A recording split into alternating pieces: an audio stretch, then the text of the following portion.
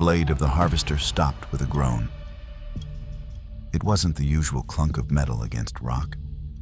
This was softer and stranger.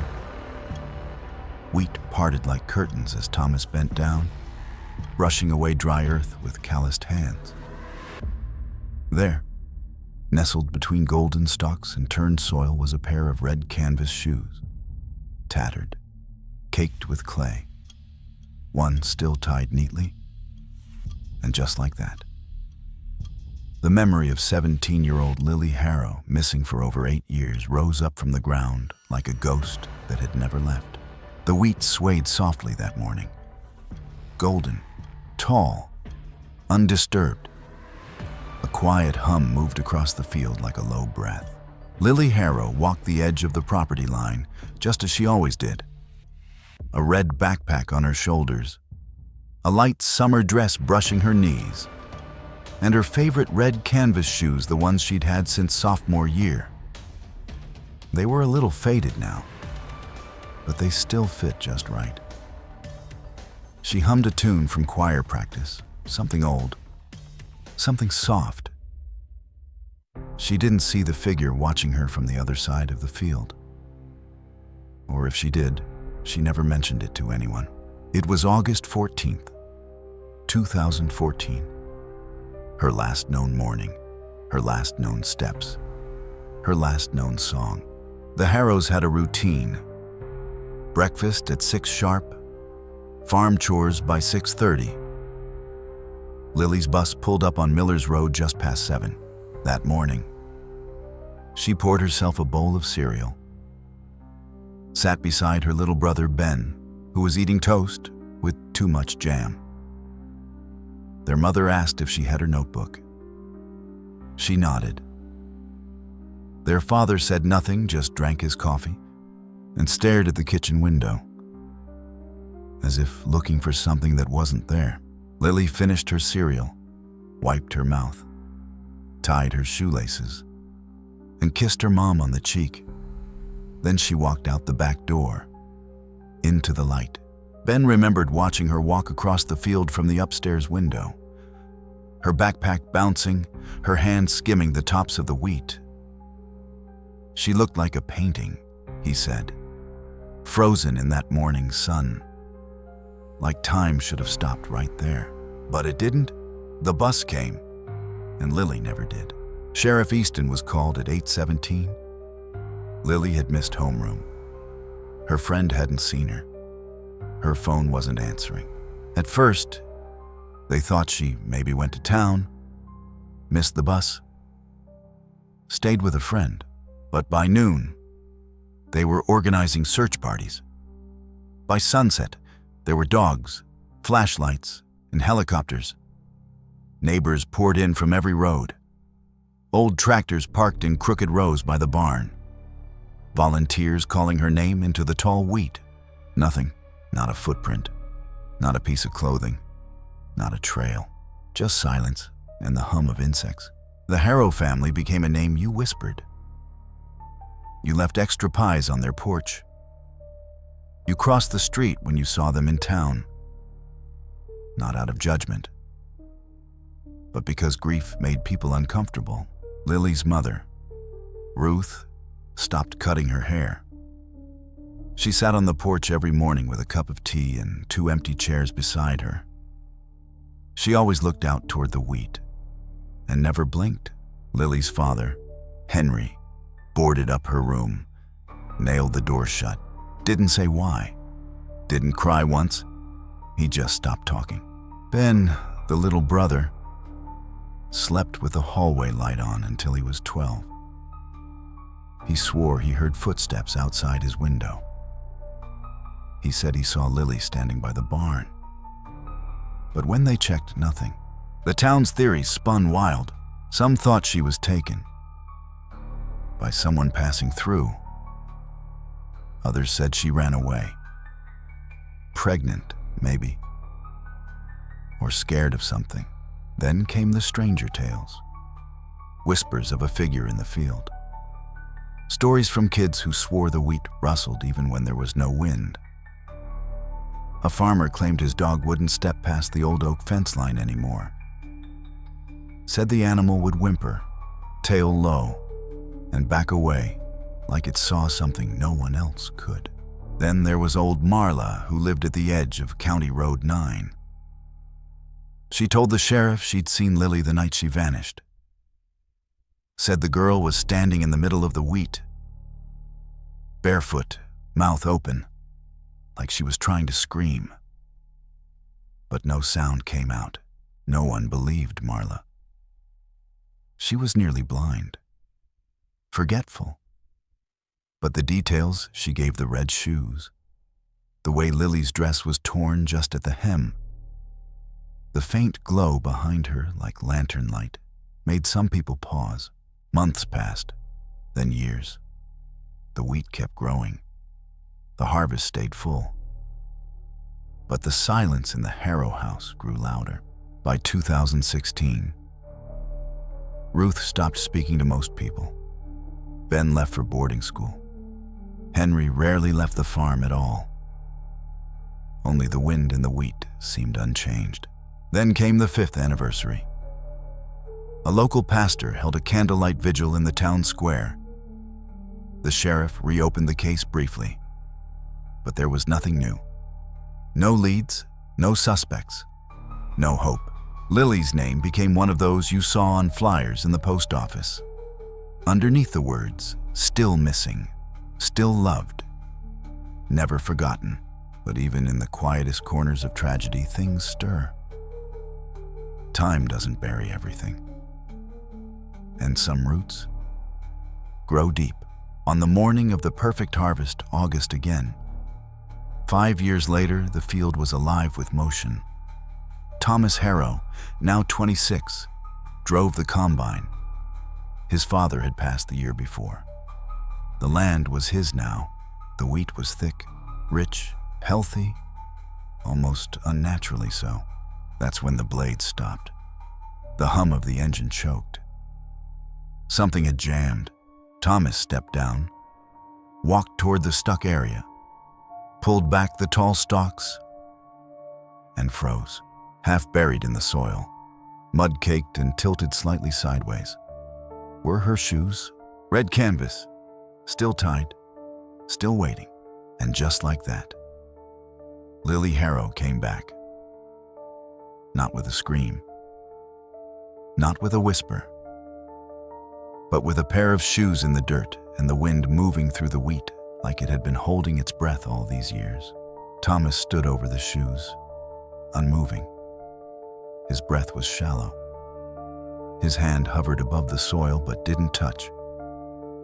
The red canvas was dulled by time, stained with clay and rot. But he knew instantly what they were. He had seen those shoes every day for 2 years before Lily vanished. They were her favorite. He remembered teasing her once, asking if she'd ever take them off. She laughed and said, "When the wheat stops growing." Now, the wheat was taller than ever, and the shoes had come back. He didn't call the police right away. Instead, Thomas carried the shoes into the barn. He didn't wipe them off. He placed them in an old wooden crate, one his father had once used to store fencing nails. Then he sat on the barn steps, head in his hands, and tried to remember if he'd dreamed this moment before, because it felt inevitable, like the field had been waiting, like the harvest had grown too perfect, too easy, as if something was being paid back. By sunset, the sheriff was there. Not Sheriff Easton. He'd retired. This was Sheriff Mills, new to town, city-trained, efficient. Mills examined the shoes with gloved hands, cataloged their condition, noted the location. He asked Thomas how deep they were. Thomas said, "Just beneath the surface. Not buried." More like left there. That unsettled the sheriff. He made a call to the regional office. Forensics would come in the morning. A drone survey would be scheduled. And in the meantime, The field was to be cordoned off. No one in or out. But Thomas didn't need forensics to tell him the truth. He had known from the moment the harvester jammed. This wasn't the end of something. It was the beginning. That night, Thomas didn't sleep. He sat in his father's old recliner, watching the barn through the kitchen window. The crate was still there, still untouched. But something about the air felt different, thicker, older, like the walls themselves were listening. At 2:13 Esmer, the wind picked up. Not just a breeze. A deep, whistling push like something exhaling through the fields. The motion light clicked on. Thomas turned toward the barn. He saw nothing at first, then movement, a flicker, like a shape. Ducking behind the door, he grabbed the flashlight and stepped outside. Barefoot. The earth was cool. The wheat rippled behind the barn. Waves in the moonlight. He opened the barn door slowly. The crate was open, but the shoes were still there, still resting on the bottom, tilted as before. Only now there were small muddy footprints beside them, child-sized, leading from the crate to nowhere. In the morning, a team arrived from the county. They scanned the field. They marked the location. They dug shallow pits where the drone picked up soil disturbances. No body, no bones, no fabric, just earth. But the forensic technician found something odd. The soil in that particular section of the field was unnaturally nutrient-rich, almost chemically enhanced. Yet no fertilizer had been applied there, not in years. It didn't make sense, unless something or someone had been buried there. Sheriff Mills opened Lily's old case file. He sat with Thomas in the study, the same room where Thomas's father used to hold family meetings. The walls still smelled faintly of pipe smoke and linseed oil. "Look," the sheriff said. "I don't believe in ghosts, but this is strange." Thomas didn't reply. Mills continued. "There's a pattern. Did you know about the McCready girl?" Thomas blinked. "No." Disappeared in 1979. 15 years old. Last seen walking near this property line. Mills flipped a page. Same shoes, red canvas, same month August, same weather. Thomas leaned forward. "There's more," Mills said. "A boy in 92. 14. Same side of the field. Disappeared while walking to school." "Why wasn't this connected?" Thomas asked quietly. "Because back then, the disappearances were seen as isolated. Different decades, different counties even. But the field was always in the background." Thomas stared out the window. The wheat moved gently, whispering. "I always thought Lily ran away," he said. "I didn't want to. But I thought, maybe Dad said something to her. Maybe she just wanted out." Mills shook his head. "I don't think she left. I think she was taken by this land." Later that afternoon, the coroner arrived. She examined the shoes. "Too preserved," she said. "For how long they've been gone. Fabric like this should have decayed, especially in this moisture. But these laces still strong, almost like they were protected." She paused. "And there's something else." She turned the left shoe over. Inside the heel, lining a slip of paper, folded, yellowed at the edge. She peeled it open with tweezers. 3 words, written in pencil. "I am here." They sealed the note in an evidence bag. The coroner looked at Thomas. "I don't know what this means. But something wanted this found." Thomas didn't answer. Because in his chest, beneath the grief, beneath the questions, he felt something he hadn't allowed in years. Fear, not of losing Lily, but of what had taken her, and why it had waited this long to speak. The field was closed. No harvest that year, neighbors whispered. Some said the land was cursed, others said it was sacred. But no one entered, except Thomas. At night, he'd walk the border, flashlight in hand, listening. Sometimes, he heard music, a faint hum, like a girl singing a half-remembered song, and once, just once, he heard a whisper in the wheat, a voice soft as dust. Keep digging. The file was older than expected. Yellowed edges, a thin red string holding the folder shut. Sheriff Mills placed it carefully on the Harrow family's dining table, the same table where Lily once colored Easter eggs, where she helped her mother knead bread, where she laughed without knowing how long that sound would be missed. Thomas sat across from him, arms crossed, silent. He didn't trust Mills, didn't distrust him either.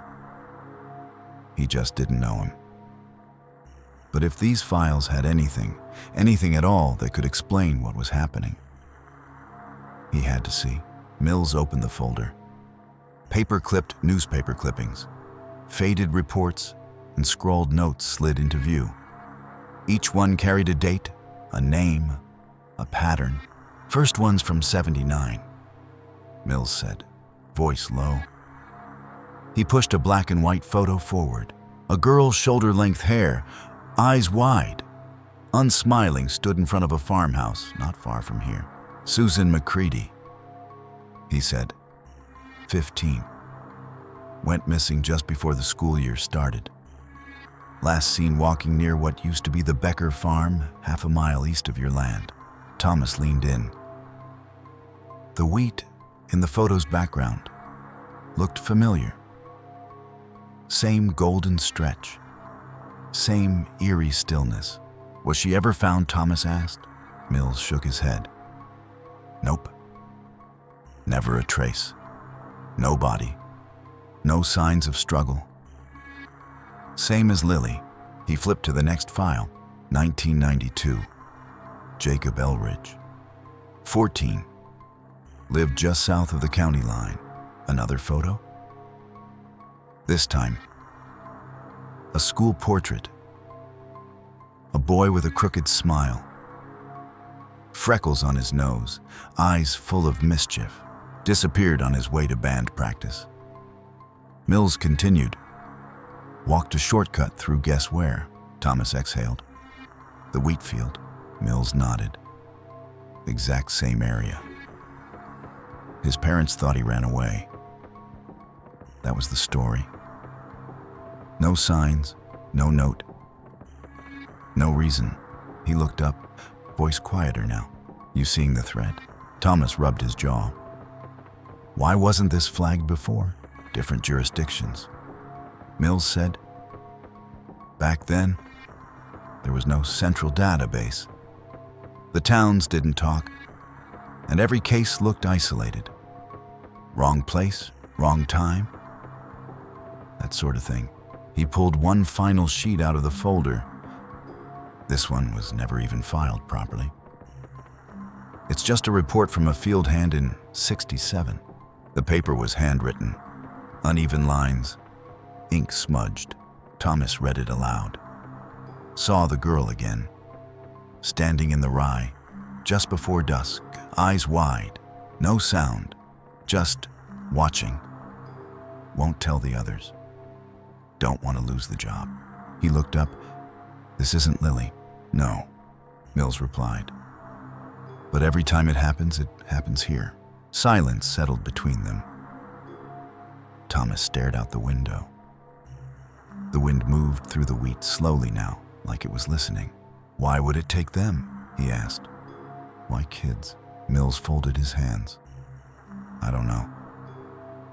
But if it's the land, if there's something buried under there, we need to find it.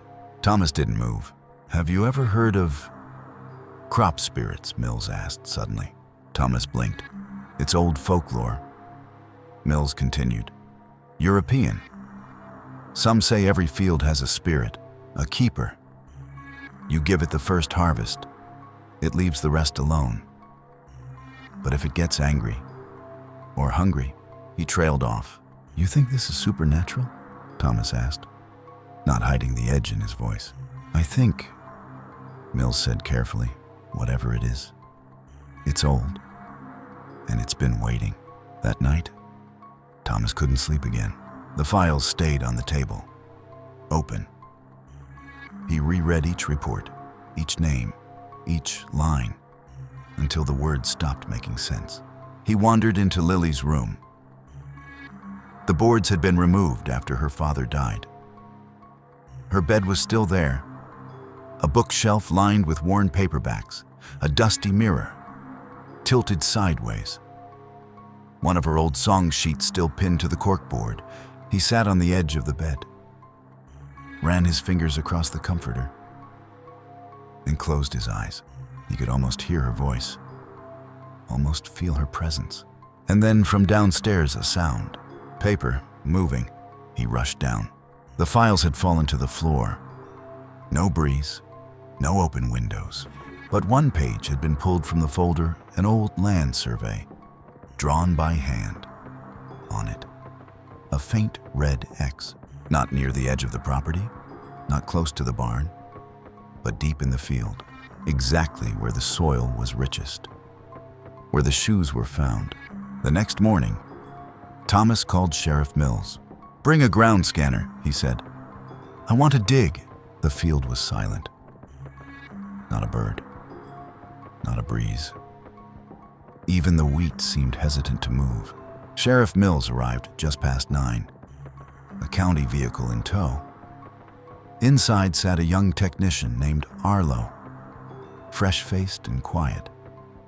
He carried a ground-penetrating radar unit in the back of the van compact, wheeled and humming softly like it knew what it would find.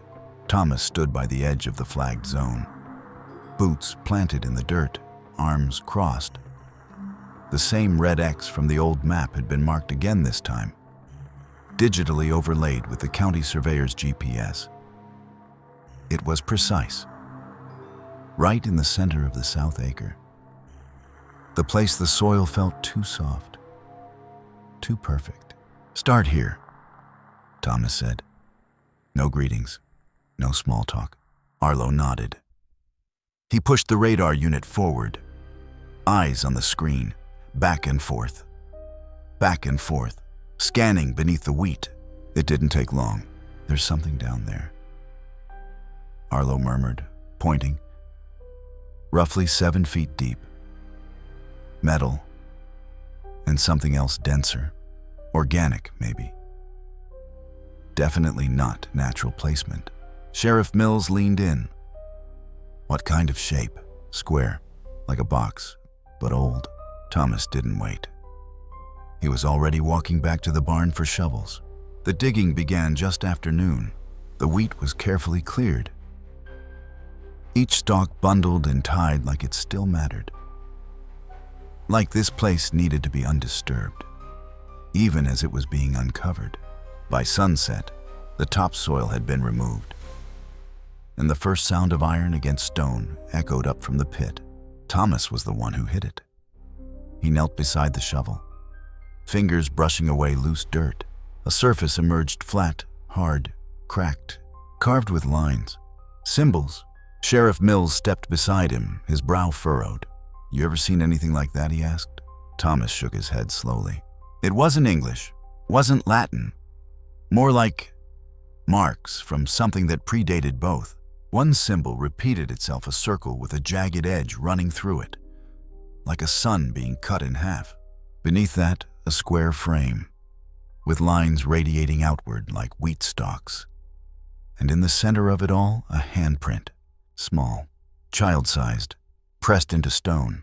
They called the state archaeologist, said it might be a burial vault, possibly indigenous, possibly colonial. They didn't mention the shoes or the other disappearances. That would come later. But Thomas didn't wait for them. That night, long after the sheriff had gone, after Arlo had packed up the radar and driven home, Thomas returned to the site alone. He brought a lantern and his crowbar. He stood at the edge of the pit, and he listened. It was faint, but it was there. A sound from below. Not wind, not settling dirt. A voice, a humming, like a lullaby with no words. Familiar, Lily's tune. He lowered the lantern into the hole. The flame flickered against the stone. He knelt, pressed his palm against the handprint in the center. The stone was cold, but it moved, just slightly, just enough. A groan. A low, dragging sound like wood swollen by rain being pulled open. The lid of the stone box shifted. A sliver, an opening. A scent escaped, not rot, not decay, but something. Sweet. Lavender. Lily's scent. Thomas pulled back.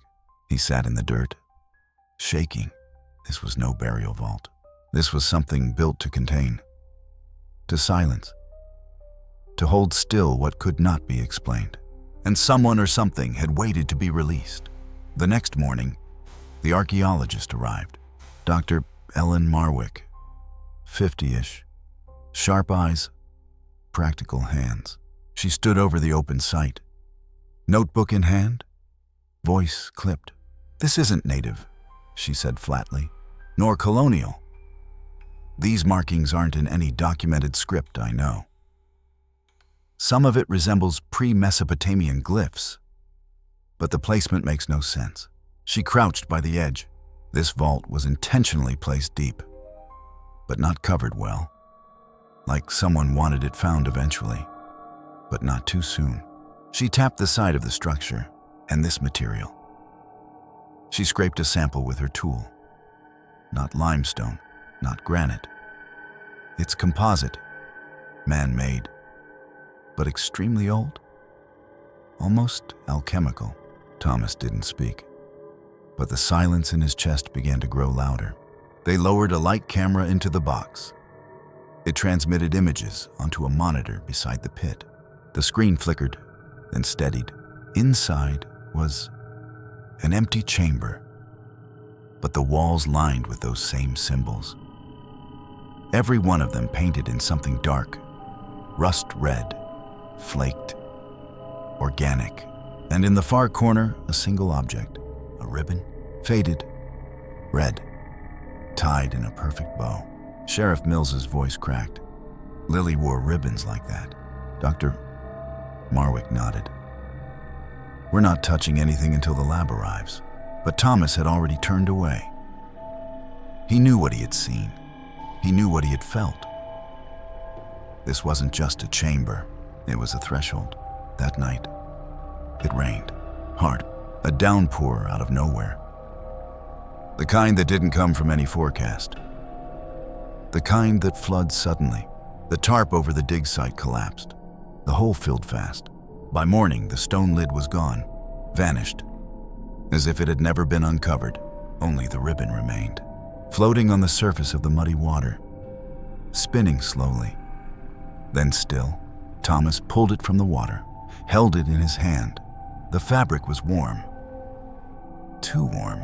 It pulsed just once like a heartbeat, then went cold. The field stayed soaked for 3 days. No work could continue.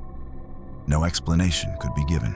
The archaeologist filed an official report, labeled the site as an unexplained pre-industrial anomaly. No excavation authorized. Too unstable. Too dangerous. The sheriff filed a second report privately.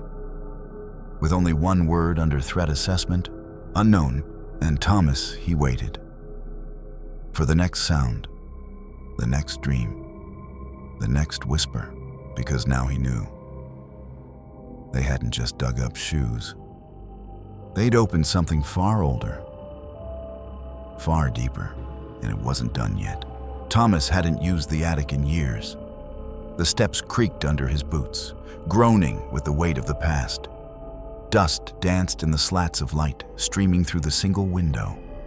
and everything smelled like forgotten paper and mothballs. He wasn't sure what had pulled him up there, a tug in his gut, a whisper in his chest, or maybe just the silence that followed the storm. He opened the old cedar chest near the far wall. Inside, baby clothes, school drawings, old Polaroids, and near the bottom, 2 walkie-talkies, plastic, scratched, still labeled in faded Sharpie. Tom on one, Lily on the other. He hadn't seen them since they were kids. They used to talk to each other from the barn to the house, from the field to the upstairs window, pretending to be secret agents. 1 click for yes, 2 for no, 3 for are you still there? He turned Lily's on. The red light blinked. Static filled the room, soft and erratic. He waited. Just noise.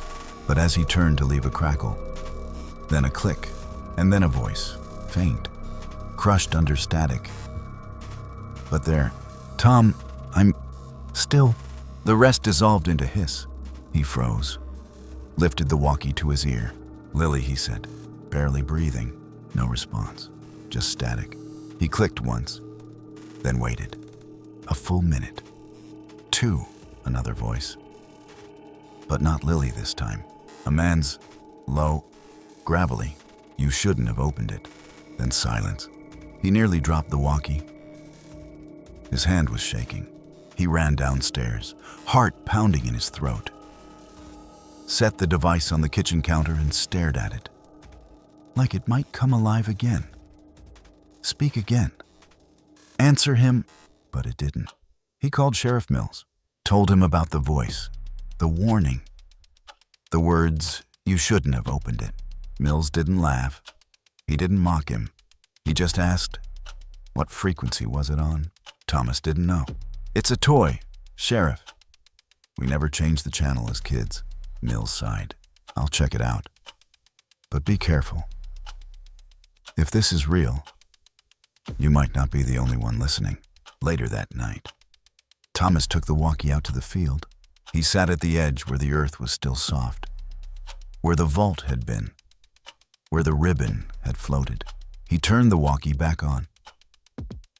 Let the static hum around him. Let the night grow thicker. Crickets fell silent. The wind stopped, and then the sound returned. Click, click, click. 3 clicks. He remembered what that meant. Are you still there?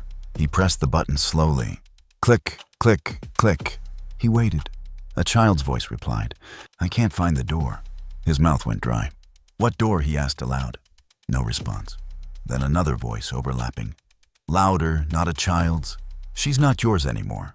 Static swallowed the words. Thomas shut the device off and backed away. His flashlight flickered once, then held steady. The wheat behind him shivered, though the air was still. The next morning, he brought the walkie to Mills. The sheriff had a technician examine it. No transmitter anomalies, no interference patterns, no signs of tampering. It shouldn't pick up anything from this far out, the tech said, unless something nearby is feeding it, like what Mills asked. The technician hesitated. Some kind of shortwave loop. Maybe an old underground repeater. But even then, the voice shouldn't match. It shouldn't be her. Thomas didn't sleep that night. Instead, he sat by the radio and listened. At 2:16 a.m., the signal returned, a hum. Then Lily's voice. Do you remember the song? Thomas whispered. Yes, always. And softly through crackling static came the melody. The one she used to hum. The one she sang before she vanished. Then silence. The sheriff arrived the next day with a county historian, an elderly woman named Claire Manning. She'd grown up in the area, studied its folklore, archived strange records from as far back as 1803. When they told her what they'd found, the vault, the symbols, the voices, she didn't look shocked. She looked tired. You're not the first, she said. She opened a worn, leather-bound book. Inside, hand-inked pages, Sketches of the same jagged circle, wheat symbols, the square frame, the child's handprint. This was a binding mark. She said, they used it to trap something. Something that fed on potential, youth, promise. She turned another page. In 1812, 3 boys went missing from a neighboring farm. Same spot. One returned, but he couldn't speak. Not ever again. Thomas felt his pulse rise. Claire closed the book. Some called it a field spirit. Others called it a bargain. Land this rich always comes with a cost. They sat in silence. Then Thomas asked, "Why now? Why come back after all these years?" Claire looked at him softly. "Because someone disturbed the balance. You found the vault. You cracked it open, and it woke up." Thomas didn't speak, because deep down he already knew. The moment he touched the handprint, Lily wasn't just trying to reach out. She was trying to hold the door shut, and now it was ajar. The rain had stopped, but the soil never dried. For days, the wheat field remained damp, heavy, almost swollen, like it had drunk too much and wasn't ready to give anything back. Thomas stood near the pit, what used to be a vault, now a flooded basin, empty, erased. The ribbon he had taken from the surface sat in his jacket pocket. Still warm, still wrong. Sheriff Mills arrived with ground teams at dawn. He brought 3 county officers, a geologist, and 2 men from the emergency response unit. They were ready to dig deep. "I signed the warrant," Mills told him. "Officially, we're investigating structural instability. Unofficially, we're digging for answers." Thomas nodded. "I'll help." The team set up temporary lights and laid down plastic sheets to move equipment. The wheat in the surrounding rows leaned unnaturally, not from wind, but as if something below had shifted and the roots no longer held tight. The first shovels hit clay, then rock, then something smoother. It wasn't stone, it wasn't wood. It was cold, pressed, like slate mixed with metal. The same composite from the first vault, but this time larger, far larger. As they cleared more of the surface, the object's shape became clear. A door, rectangular, reinforced, etched with symbols like the first, except this time there was no handprint. There were 6, all small, all different, and one was Lily's. Thomas could tell. He remembered the scar on the side of her palm, from when she slipped on the creek stones at age 9. The scar was in the print. He backed away, heart in his throat. "These aren't markings," he said. "They're seals." The geologist approached, running her glove across the surface. "There's something beneath this," she said. "I'm getting cavity readings. Hollow space, at least 10 feet below." Mills stepped closer. "Can we open it?" "I don't know if we should," she replied, but Thomas was already moving. He knelt, pressed his fingers to Lily's handprint. This time the stone didn't move. The surface didn't shift, but something answered. A sound, a hum, rising up from the earth. Low at first, then loud, then violent. The lights flickered. The air tightened, dry, charged, then a scream. Not human, not animal. It came from beneath, from the vault. The geologist fell back. One of the deputies vomited. Thomas stood frozen, eyes wide, because in that scream, he heard voices layered in agony, in memory. Lily, Susan McCready, Jacob Elridge, all calling from a place that had no name. The scream died as quickly as it came, and in its place a voice, whispering, coiling through the static of the radio on Mills's belt. "You broke the seal." Then nothing. The team pulled back. The sheriff declared the area off limits, told the state it was a chemical leak, ordered a quarantine. But Thomas knew They had opened something that didn't want to be seen, or worse, wanted exactly that night. Thomas returned alone. He carried Lily's walkie-talkie, a flashlight, and the ribbon. He stood over the vault. The 6 handprints glowed faintly in the moonlight. Each one pulsed like veins beneath the surface. He turned on the walkie. "Lily," he said, "I'm here." Silence, then faint. "I'm tired." His voice cracked. "I know. I'm trying to bring you home." Her voice was slower this time. "You can't. I'm part of it now." He fell to his knees. "There has to be a way. Not without trade." He paused. "What kind of trade?" There was a long silence. Then the voice changed. Deeper. Not Lily anymore. "The door takes what it's owed. You opened it. Now it opens you." The static flared. He dropped the walkie. And that's when the ground cracked. Not a sinkhole. Not a collapse. It opened, deliberately. The door lifted slightly, air rushing from below, smelling of lavender and rot. Thomas stood frozen. But before he could move, something emerged. Not a body, not a ghost, a figure, girl-shaped, but made of shadow and soil. Her eyes were empty sockets, but her mouth was Lily's. It stepped onto the earth, and in a voice that was not her own, it whispered, "Tell them not to plant again."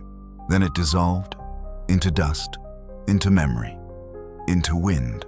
When the sheriff found Thomas the next morning, he was sitting in the middle of the field, eyes wide, hands covered in dirt, and in his lap a single stalk of wheat, blackened, burned. No one touched it. The vault was buried again, covered in concrete, declared a hazard site. They moved the harvest to another county, but still the wheat didn't grow. Not here, not anymore. The Harrow farm was abandoned. Thomas disappeared 1 month later. No goodbye. No note. Just a single entry left in Lily's journal, found beside the walkie on his bed. Some doors open in both directions, but not every soul can come back through. I saw her.